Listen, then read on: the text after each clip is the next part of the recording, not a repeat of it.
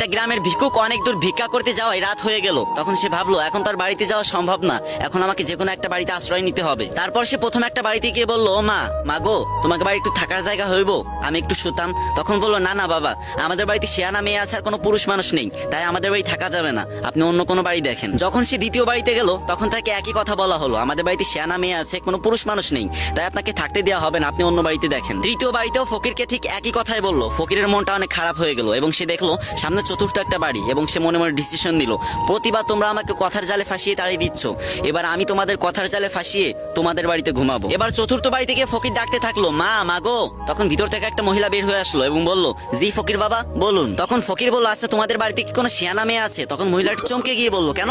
তখন ফকির বলল, না মানে আমি একটু শুতাম। তখন মহিলা বলল, কি তুই আমার মেয়ের লগে শুবি? তখন ফকির বলল, না আমি ওটা বলিনি। চুপ কর হারামজাদা, আজকে তোর একদিন কি আমার একদিন। তাই বলেই মহিলাটি চারপাশের লোকজন ডাক দিয়ে ফকিরকে ইচ্ছা মতো পিটাতে শুরু করলো।